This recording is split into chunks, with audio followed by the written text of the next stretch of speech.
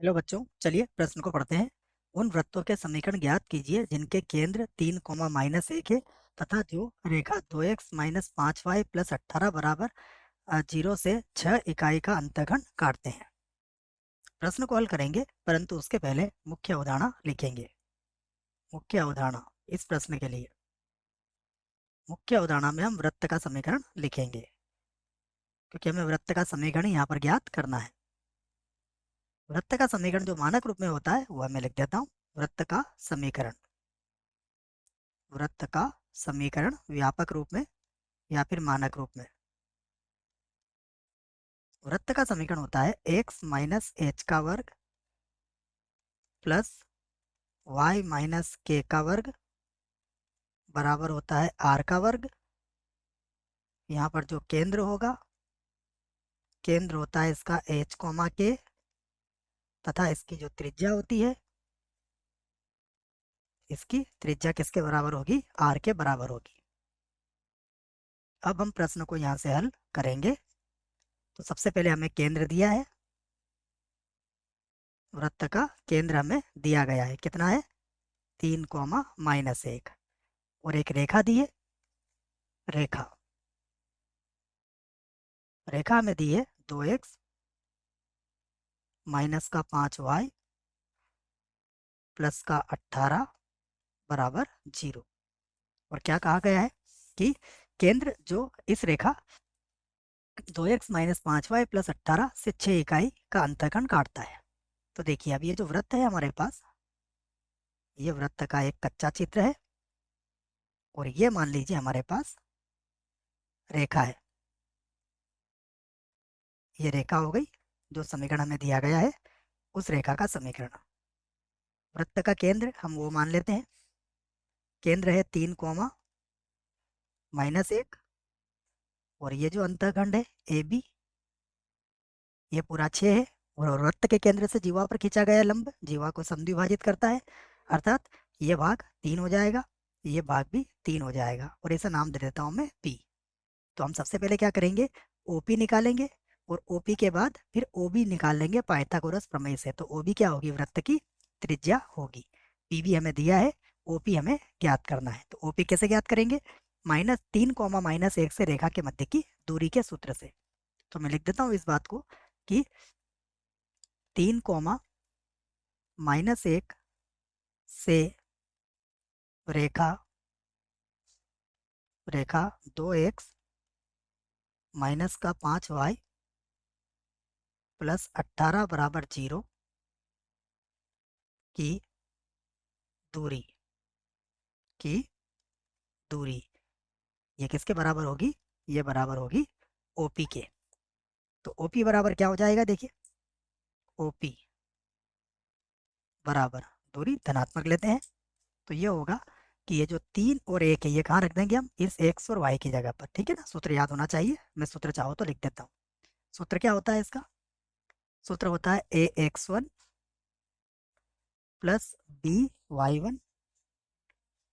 ये सूत्र होता है अगर किसी बिंदु से रेखा की दूरी ज्ञात करना हो। तो सूत्र होता है ax1 by1 + c बटा वर्गमूल a का वर्ग + b का वर्ग। यह है सूत्र। इस सूत्र का प्रयोग यहाँ पर करेंगे हम। तो ये हो जाएगा 2 × 3, यहाँ लिख देंगे 2 गुणा में आ जाएगा 3। उसके बाद -5 गुणा -1, -5 गुणा में आ जाएगा -1। उसके बाद है +18, +18 और बटा वर्गमूल के अंदर ये आ जाएगा 2 का वर्ग और फिर आ जाएगा +-5 का वर्ग। तो ओपी बराबर, इसे हल करेंगे तो ये हो जाएगा 18 और ये हो जाएगा आपका 5 और 6 11 29। ये हो गया 29 और बटे में हो जाएगा वर्गमूल के अंदर 29, अर्थात वर्गमूल 29 हो गया ये। तो ओबी आ गया हमारे पास। हमें क्या ज्ञात करना है? त्रिज्या। तो ओबी का वर्ग, तो ओबी का वर्ग बराबर बराबर क्या होगा? ओपी का वर्ग, ओपी का वर्ग, और प्लस क्या होगा, पीबी का वर्ग, पीबी का वर्ग। ये कहाँ से, ये पाइथागोरस प्रमेय से, पाइथागोरस प्रमेय से, प्रमेय से लिख दिया है हमने।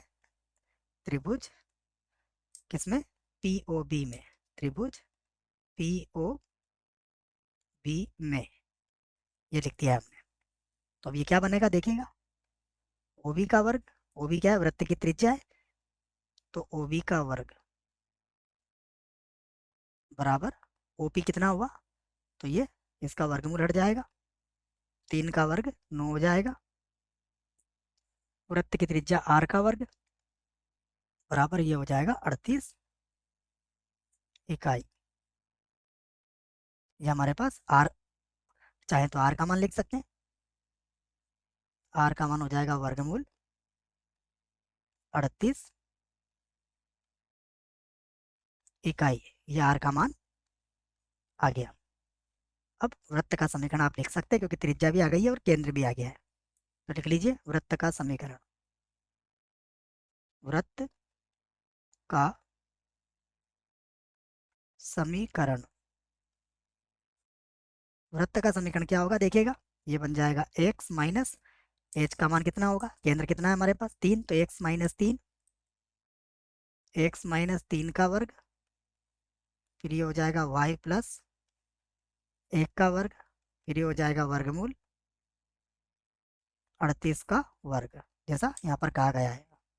अब हल कर लेते हैं इसको, तो ये होगा एक्स का वर्ग माइनस का 6x प्लस का 9 प्लस वाई का वर्ग प्लस का 2y प्लस का 1 बराबर ये हो जाएगा 38।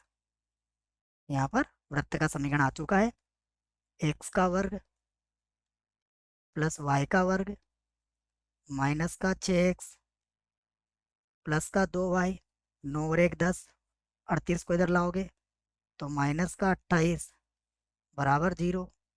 ये हमारे प्रश्न का क्या है, उत्तर है। मुझे आशा है बच्चों प्रश्न का उत्तर समझ में आया होगा। धन्यवाद।